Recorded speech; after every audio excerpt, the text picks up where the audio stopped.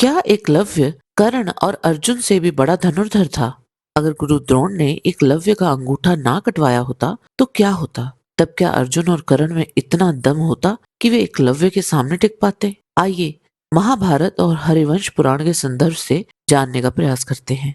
एकलव्य, कर्ण और अर्जुन तीनों ने अपने जीवन में अलग अलग परिस्थितियां झेली। तीनों अलग संस्कारों और प्रेरणाओं से सीखने निकले, लेकिन सवाल आज भी वही है, क्या एकलव्य अर्जुन और कर्ण से श्रेष्ठ धनुर्धर था? इसके लिए सर्वप्रथम एकलव्य के बारे में संक्षेप में जान लेते हैं। एकलव्य को लेकर एक बहुत बड़ा रहस्य जो अधिकांश लोगों को नहीं पता। हरिवंश पुराण के हरिवंश पर्व अध्याय 34 के अनुसार देवश्रवा जो वसुदेव जी के भाई थे, उनके यहाँ ही एकलव्य का जन्म हुआ था। वे श्री कृष्ण के चचेरे भाई ही थे। किसी कारणवश बालकपन में ही देवश्रवा ने अपने उस बालक को त्याग दिया। तब देवश्रवा के उस पुत्र को निषादों ने पालकर बड़ा किया था। इसीलिए यह निषाद वंशी एकलव्य के नाम से प्रसिद्ध हुए और वह निषाद राज हिरण्यधनु के पुत्र के रूप में ही विख्यात हुए।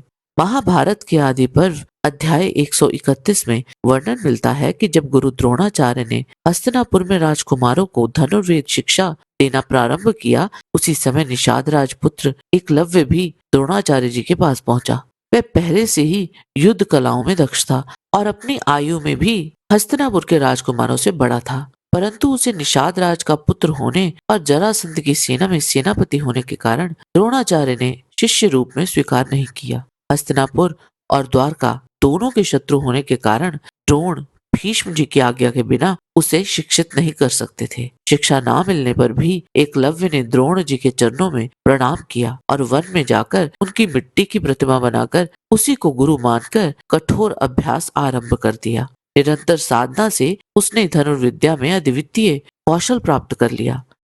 एक दिन शिकार पर गए पांडवों ने एक कुत्ते को देखा और जिसके मुख में एकलव्य द्वारा एक साथ चलाए गए 7 बाण लगे थे। इस कौशल पर आश्चर्य करते हुए उन्होंने ये बात द्रोणाचार्य जी को बताई। द्रोण एकलव्य के पास पहुंचे। एकलव्य ने उन्हें गुरु मानकर चरण वंदन किया। द्रोणाचार्य जी ने गुरु दक्षिणा में दाहिने हाथ का अंगूठा मांगा और एकलव्य ने बिना हिचक उसे काट कर अर्पित कर दिया। द्रोणाचार्य उसकी सत्य प्रतिज्ञा से संतुष्ट हुए और संकेत देकर उसे बताया कि केवल तर्जनी और मध्यमा से भी बाण चलाने की विधि क्या है।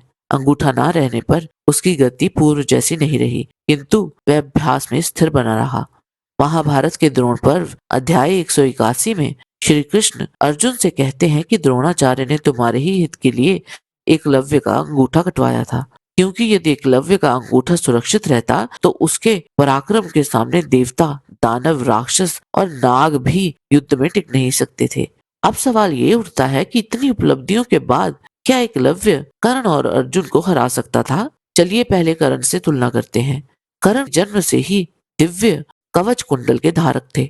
उन्होंने कृपाचार्य और द्रोणाचार्य से मूल अस्त्र विद्या प्राप्त की। गुरु द्रोण द्वारा ब्रह्मास्त्र विद्या ना दिए जाने पर वे परशुराम जी की शरण में गए और ब्रह्मास्त्र, भार्गवास्त्र जैसे दिव्य अस्त्र सीखे।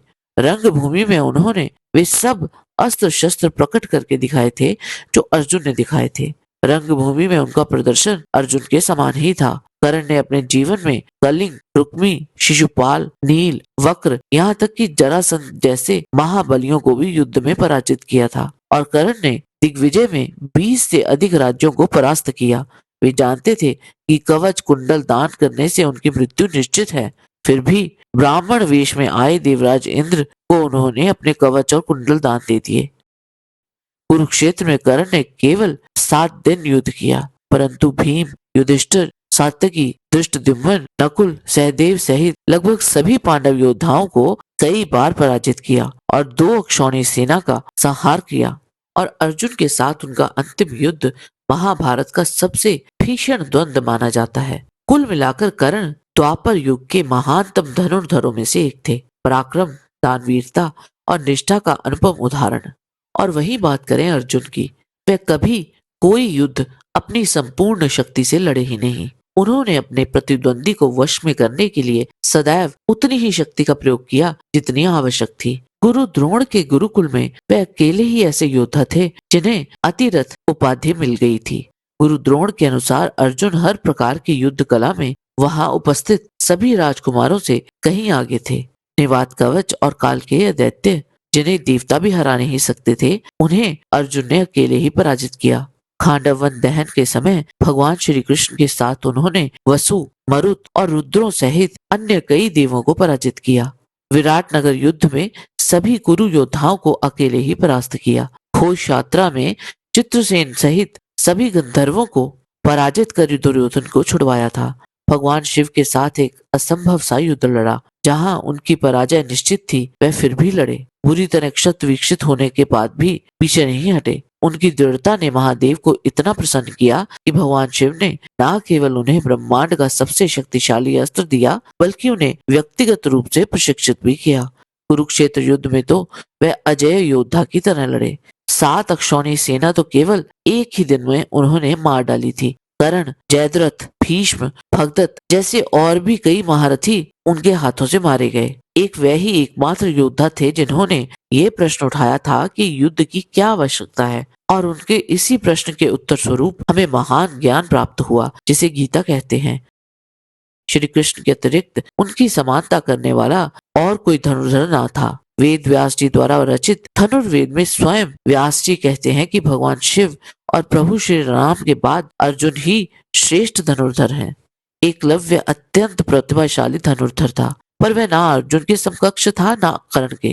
कुछ लोग ये प्रश्न उठाते हैं कि अर्जुन ने जलनवश एकलव्य का अंगूठा कटवा दिया। जब कुत्ते वाली घटना हुई उस समय एकलव्य की आयु लगभग 20 वर्ष की थी, जबकि अर्जुन मात्र 10 वर्ष के थे। यानी एक इंजीनियरिंग के छात्र की तुलना एक 5वीं कक्षा के बच्चे से की जा रही थी।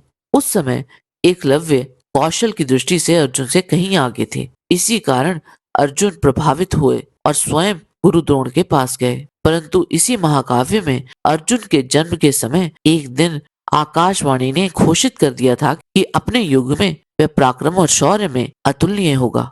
एकलव्य की क्षमता प्रारंभिक अवस्था में अद्वितीय थी, परंतु उसकी उपलब्धियां और उसके शस्त्र ज्ञान दोनों कर्ण और अर्जुन से बहुत पीछे रह गए। अर्जुन कौशल, शास्त्र ज्ञान, दिव्यास्त्र, नीति और निरंतर अभ्यास इन सब में श्रेष्ठ थे।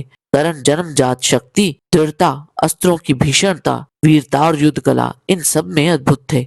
इसके सामने एकलव्य सच्चे अर्थों में एक महान धनुर्धर होते हुए भी उनके स्तर पर नहीं पहुंचा।